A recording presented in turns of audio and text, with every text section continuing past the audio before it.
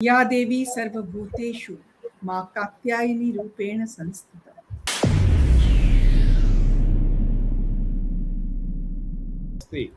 नमस्ते। या देवी सर्वभूतेषु मां कात्यायनी रूपेण संस्थिता।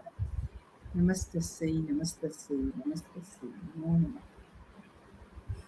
मां कात्यायनी, जी हाँ, मां कात्यायनी जो वो देवी है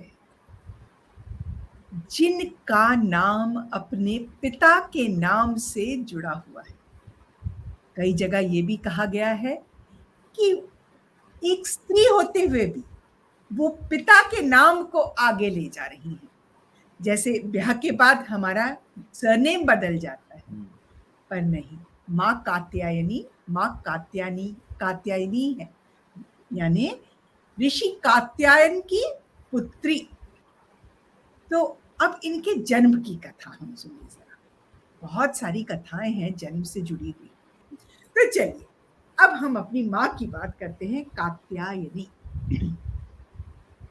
ऋषि कात्यायन बहुत दुखी थे कि उनके घर कोई संतान नहीं, तो वो अपना रोज माँ को बहुत पूजते थे, बहुत ज्यादा उनकी उपासना करते थे, उनके बारे में वो यानी पूरा पूरा उनका समय माँ के आराधना में ही जाता था।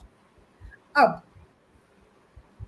उनको माँ ने प्रसन्न होकर के अपना रूप दिखाया और पूछा कि हे पुत्र, तुम क्या चाहते हो। वो जो थी वो आदि शक्ति थी। तो इन्होंने कहा कि मेरे कोई बाल बच्चा नहीं है, मैं चाहता हूं कि मेरे घर आप पुत्री बन के जन्म लो। तो माँ बोली, बिल्कुल, समय आने पर ऐसा ही होगा। तो ऋषि ने पुत्र नहीं मांगा, ऋषि ने कहा कि आप मेरे घर पुत्री होके जन्म लीजिए। भाई वो तो माँ है, बिल्कुल आदि शक्ति थी, वो कह सकते थे कि पुत्र का जन्म हो आपके रूप में, नहीं, पर उन्होंने कहा कि मुझे एक पुत्री चाहिए आपके रूप में। ठीक है, माँ ने कह दिया।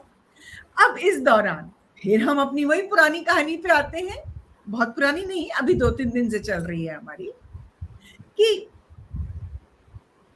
इंद्र का सिंहासन डोल रहा था महिषासुर की वजह से। महिषासुर ने त्राही त्राही मचा रखी थी और ऐसे में महिषासुर का अंत तो होना ही चाहिए। और महिषासुर को यह वरदान था कि वो उसकी मृत्यु किसी स्त्री के हाथ से होगी।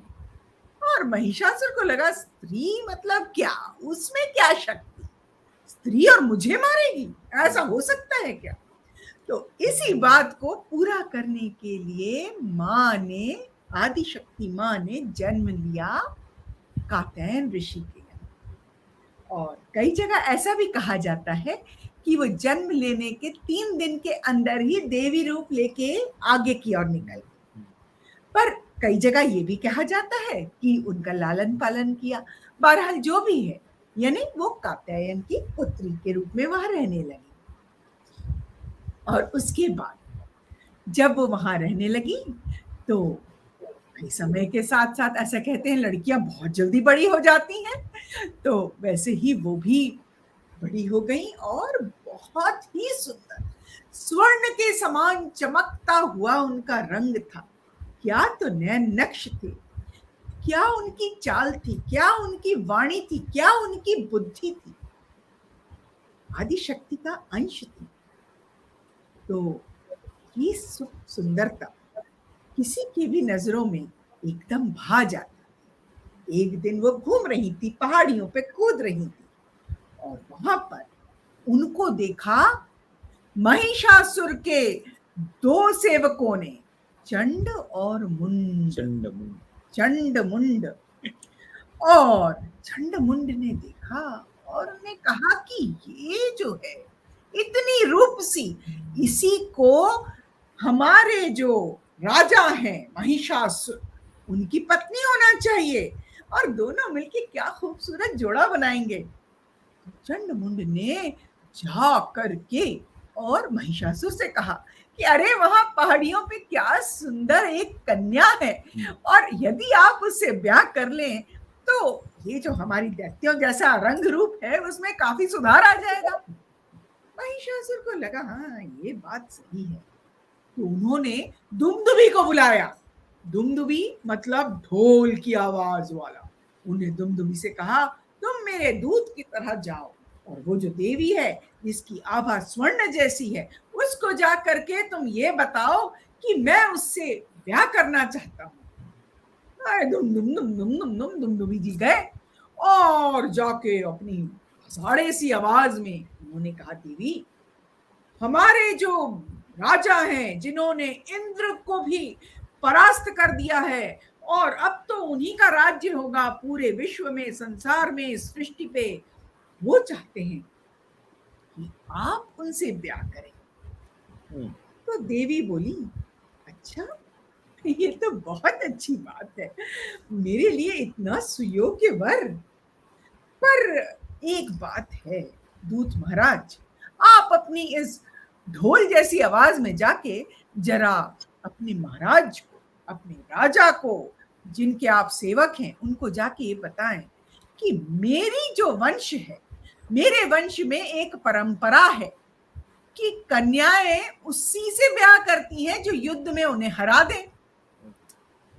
तो दुमदुभी गए भाई, दम दम दम दम वापस गए और उन्होंने महिषासुर से कहा कि वो तो बहुत खुश हैं आपसे ब्याह करने के लिए, बस एक शर्त है, क्योंकि वो उनके वंश की परंपरा है, तो वो जी। तो बहुत आसान है, आप पूरी कर देंगे। तो महिषासुर ने पूछा, तो बोले कि हाँ, वो कह रहे हैं कि उनको यदि आप युद्ध में हरा दें तो आपका वरण कर लेंगी। महिषासुर ने कहा देरी किस बात की, आओ। तो चंड मुंड रक्त बीज सब सब सब आए और दुमदुमी अपना ढोल बजाते हुए आगे आगे आगे आगे गए। माँ ने उनके सामने, तो माँ के सामने ये सब कोई नहीं थे। उन्होंने पहले ही राउंड में, जी हाँ बहुत सारे राउंड्स होते हैं, चक्र हैं, कि पहले सत्र में ये, दूसरे सत्र में ये, तो पहले ही सत्र में उन्होंने शंभु निशंभु को अंत कर दिया। उसके बाद उन्होंने दुमदुभी को भी मार दिया, खत्म। सबसे ज्यादा परेशानी उनको आ रही थी रक्त बीज की, और उसके बाद महिषासुर। रक्त बीज की कहानी और एक बार आएगी, इसलिए तब सुनाऊंगी। बहरहाल समय के साथ, और फिर ये जो माँ थी कात्यायनी माँ कैसे बनी, ये जो कन्या थी जिसके अंदर थोड़ा सा अंश आदिशक्ति का था, और आदिशक्ति का निर्माण हुआ था ब्रह्मा विष्णु महेश की ऊर्जा से। तो वो आदिशक्ति ने माँ से कहा था कि जिस दिन जरूरत होगी उस दिन मैं तुम्हारी काया में प्रवेश करूंगी और ये सब जितने भी दुष्ट दानव है इनका अंत करूंगी।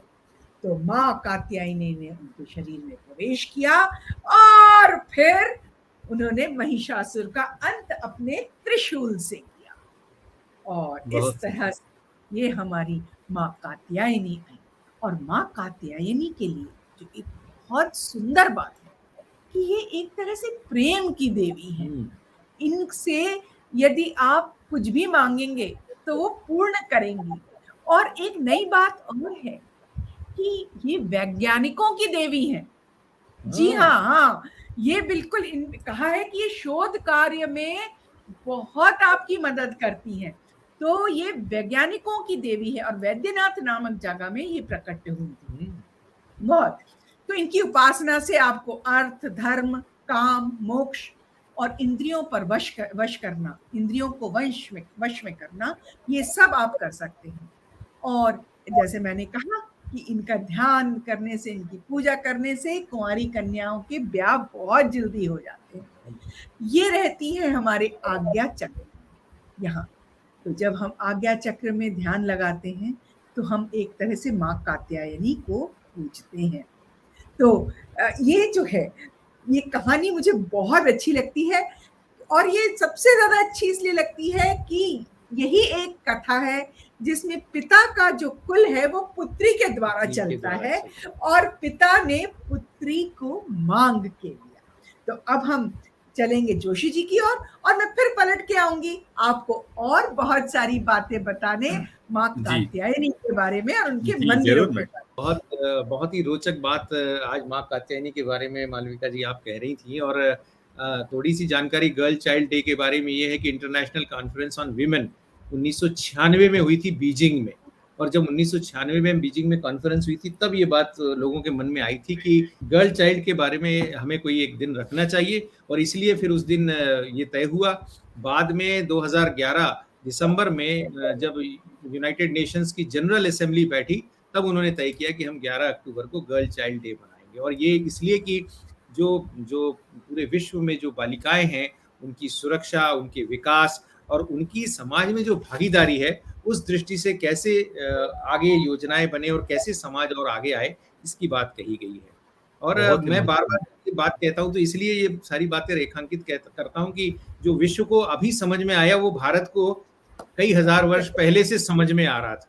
और इसीलिए ये सारी जो आज हम पूरी जो नारायणी नमोस्तुते का जो पूरा का पूरा अनुष्ठान है वो दरअसल क्या है, मातृशक्ति की उपासना ही है। तो भले ही यूनाइटेड नेशंस की जनरल असेंबली जो है वो 2011 में इस बात को रिजॉल्व करती है कि हमें गर्ल चाइल्ड की सोचना चाहिए बारे में, जबकि भारत की परंपरा में और अभी आप अष्टमी और नवमी पे जब देखेंगे कन्या पूजने का जो कार्यक्रम होता है तो हम क्या गर्ल चाइल्ड डे ही तो सेलिब्रेट कर रहे हैं, गर्ल चाइल्ड को ही तो उनकी उपासना ही कर रहे हैं। ये आप इतनी बड़ी बात कह रहे हैं, पर ये जो हम पूरी नारायणी नमस्ते के श्रृंखला में अभी तक हमने जितनी भी देवियों की बात की उसमें सभी देवी को हमारे ब्रह्मा विष्णु महेश ने अनुरोध किया कि आप प्रस्तुत हो लड़ाई के लिए। आप प्रस्तुत होइए, बिल्कुल बिल्कुल बिल्कुल।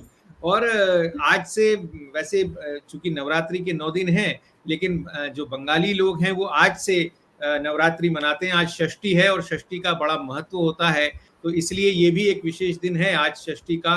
और आज कहा जाता है कि माँ आज अपने बच्चों के साथ मायके आती हैं, तो ये एक बड़ा महत्वपूर्ण दिन है। और माताएं जो हैं आज व्रत रखती हैं अपने पुत्रों के लिए, बच्चों के लिए नहीं, अपने बच्चों के लिए, पुत्रों के लिए नहीं, यानी अपने बच्चों के लिए, पुत्र पुत्रियों के लिए, सबके लिए व्रत रखती हैं। मालविका जी ने भी व्रत रखा हुआ है, तो इसलिए मैंने कहा ये आज बहुत महत्व का दिन है। और इस दृष्टि से आज चर्चा करेंगे हम मत्स्य पुराण की। दरअसल मत्स्य पुराण की चर्चा इसलिए करना महत्वपूर्ण है क्योंकि जो सारे पुराण हम जानते हैं कि हमारे यहाँ 18 पुराण हैं, और 18 पुराण में सबसे ज्यादा अगर कोई प्रामाणिक और सबसे ज्यादा अपने अपने सत्व में खरा कोई पुराण माना जाता है तो वो मत्स्य पुराण माना जाता है। और इसको इसलिए कि ये मध्ययुगीन है और ये भगवान श्री हरि के विष्णु भगवान के मत्स्य अवतार की मूलतः कथा है। लेकिन इसके साथ ही इसमें जन्म की, प्रलय की, राजधर्म की, तीर्थ की, दान की, ये तमाम कथाएं इस पुराण में हैं। काशी महात्म्य है, नर्मदा महात्म्य है, और तो और ययाति और देवयानी इनकी भी कहानी इस मत्स्य पुराण में है। और कुल मिला के ये त्रिदेवों की जो एक तरह की महत्ता है उसका वर्णन करता है। 14,000 श्लोक इस मत्स्य पुराण में है जो 291 अध्यायों में विभाजित है। वैसे तो सभी पुराणों के रचयिता कहा जाता है कि वेदव्यास हैं, और वेदव्यास की भी परंपरा ये है कि कोई वेदव्यास यानी एक व्यक्ति है ये भी कोई जरूरी नहीं है। वेदव्यास बहुत सारे ऋषियों का भी एक समूह हो सकता है।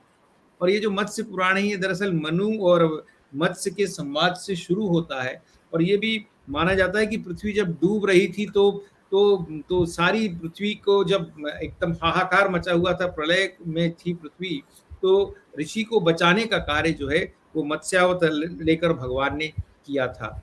ये भी कहा जाता है कि जब एक और कथा ये है कि राक्षसों ने जब देखा कि ये जब बहुत सारी अच्छी बातें होती तो राक्षस जो है कई बार उद्वेलित से हो जाते हैं। अभी भी हम देखते हैं बहुत सारी अच्छी बातें हो रही तो राक्षस उद्वेलित से हो जाते हैं। तो खैर ये राक्षसों का स्वभाव है कि जब भी कुछ अच्छा हो तो थोड़ा उद्वेलित हो जाइए ताकि जो अच्छी चीजें हैं वो थोड़ी रुक जाएं।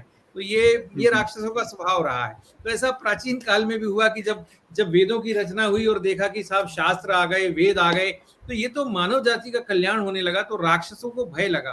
तो उन्होंने कहा क्या किया जाए।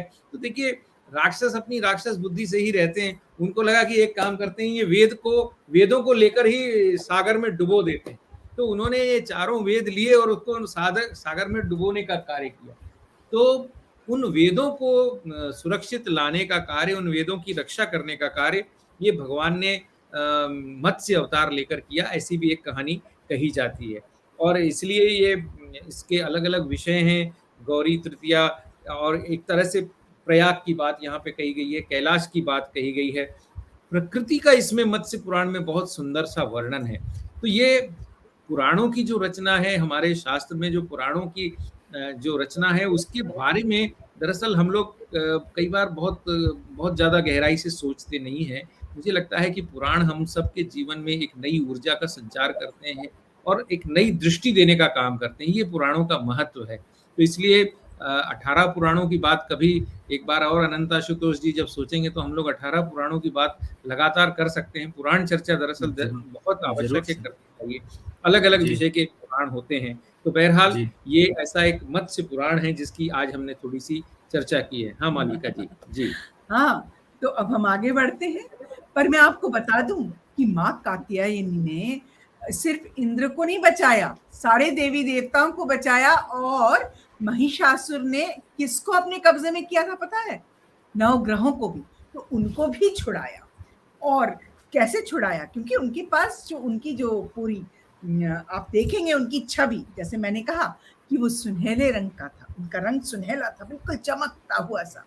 उनके सीधे हाथ में अभय मुद्रा, उल्टे हाथ में ऊपर तलवार, सीधे हाथ में नीचे वर मुद्रा और फिर एक कमल का फूल। इतनी तो सिंपल सी सिंह पे सवारी होती थी उनकी। और इनको प्रिय क्या है? शहद। इनको शहद बहुत प्रिय है। तो उसी से कितनी मधुरता की देवी हैं, इतनी मधुर हैं कि, और देखिए बहुत ही सिंपल सी चीजें हैं उनके पास, ये कोई लड़ने की चीजें नहीं है। तो इसीलिए जब आदिशक्ति का प्रवेश उनके शरीर में हुआ, ये सारे जो अस्त्र शस्त्र आए और उन्होंने महिषासुर का वध किया। अब हम चलते हैं इनके मंदिरों की ओर। अब जैसा कि हमें मालूम है कि माँ का ये जो एक रूप है, ये सब शुरुआत है सती से। हाँ, सती से शुरुआत है। तो जो हमारे शक्तिपीठ हैं, उनमें से एक बहुत महत्वपूर्ण शक्तिपीठ है वृंदावन में कात्यायनी पीठ। वहां कहा जाता है कि मां पार्वती के केश गिर गए थे। तो उस पीठ की बहुत बहुत महत्व है। और मैं गई नहीं हूं, पर ऐसा कहा जाता है कि वहां जाने वाले की हर इच्छा पूरी होती है। और माँ की पूजा यदि अविवाहित लड़कियां करें तो बहुत ही अच्छा और योग्य वर मिलता है, ऐसा कहा जाता है। माँ को जो भी आप चढ़ाते हैं तो शहद जरूर चढ़ाइए, क्योंकि वो जीवन में भी मिठास लाती है और सारे संसार को मीठा कर देती है।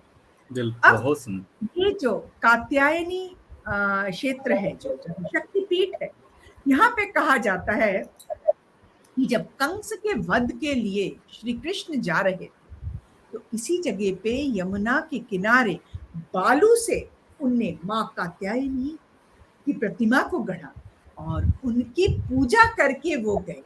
इसीलिए वो कंस पर विजय प्राप्त कर सके। और ये तो विजय की कथा हुई, पर एक जो बहुत सुंदर कथा है कि ब्रज की ये अधिष्ठात्री देवी हैं। ब्रज में इनकी बहुत पूजा होती है। क्यों पूजा होती है? कुछ लोग कहते हैं राधा जी ने, कुछ लोग कहते हैं रुक्मणी जी ने। बहरहाल किसी ने भी किया हो, पर उन्होंने इनकी पूजा सेवा की श्री कृष्ण को पाने के लिए।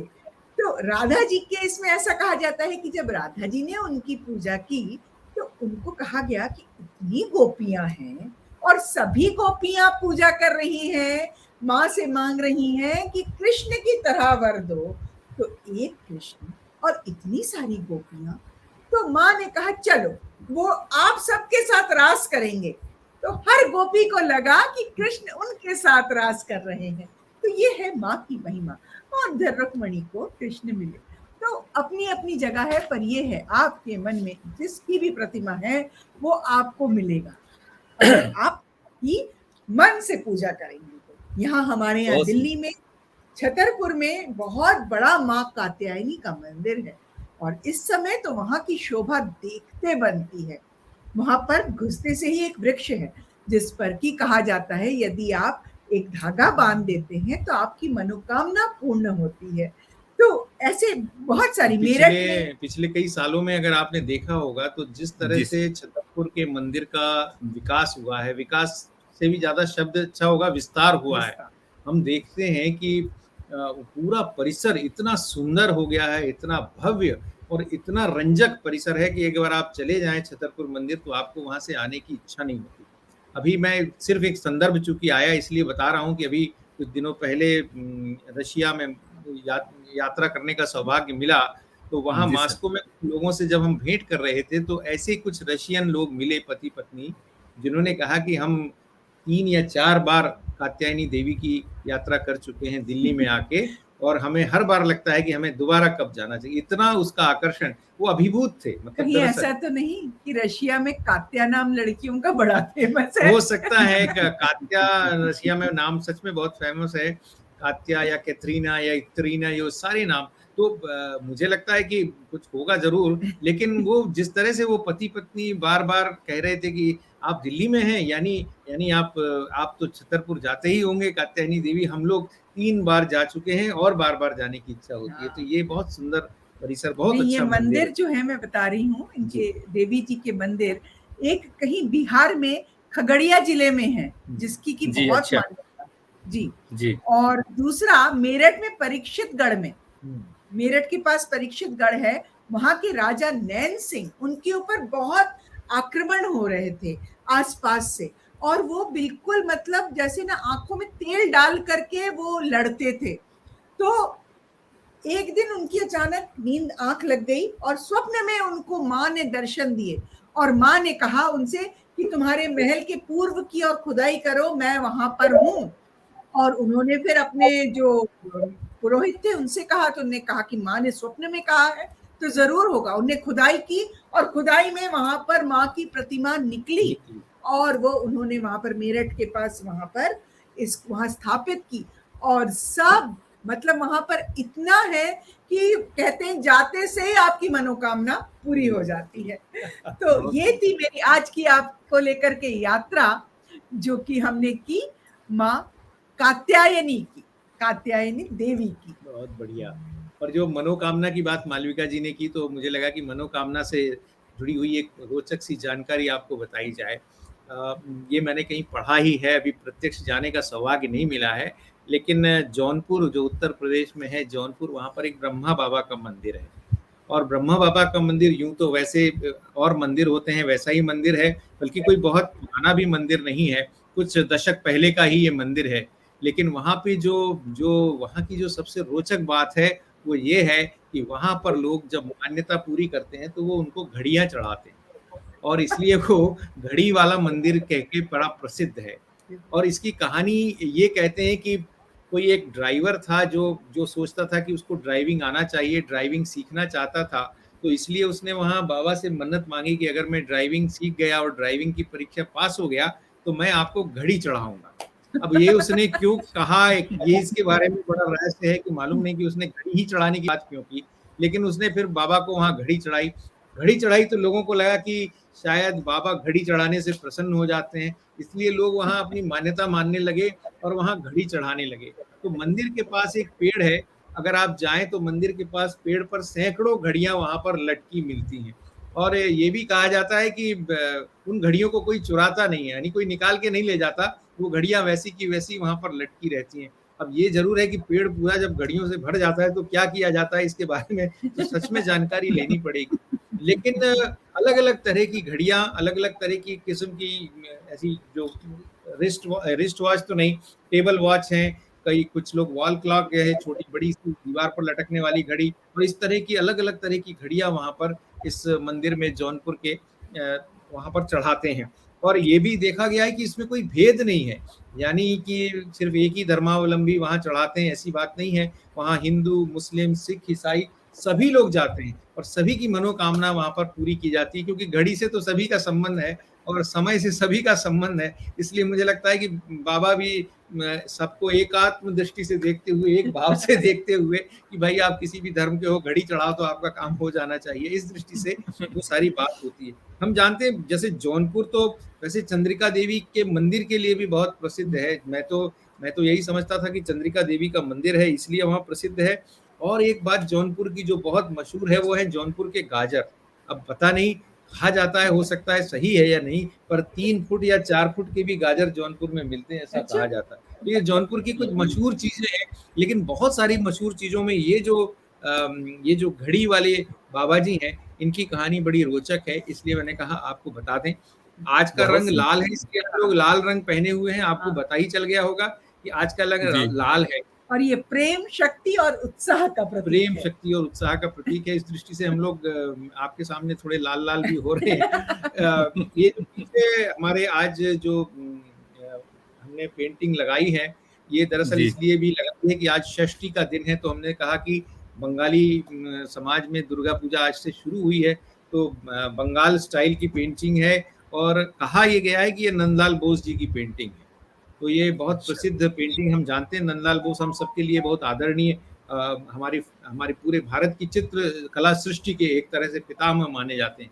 और अगर 1-2 मिनट और मुझे दें तो मैं इस चित्र के सर साथ प्लीज। एक बहुत रोचक घटना है मेरे जीवन की, रोचक भी कहूँगा और बहुत मार्मिक घटना भी है, वो मैं आपको बताना चाहता हूँ।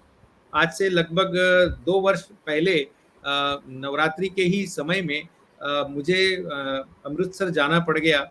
श्री गुरु नानक देव जी के 550 वर्ष का कुछ उत्सव था और उसके आयोजन का भार मुझे दिया गया था, तो मैं जा रहा था और मुझे कहा गया कि वहाँ पर आपको बहुत जल्दी में एक बहुत बड़ी प्रदर्शनी वहाँ पर लगानी है और इसलिए उनके लिए कुछ मिनिएचर पेंटिंग्स आप ढूँढिए और वो सब लगाइए। तो ये सब जब मुझे बताया गया और सीधे मुझे एयरपोर्ट जाना था कि मैं वहाँ जाऊँ, तैयारी करूँ और आगे काम शुरू करूँ। तो मुझे अचानक सूझ नहीं रहा था कि मैं किस-किस से संपर्क करूँ।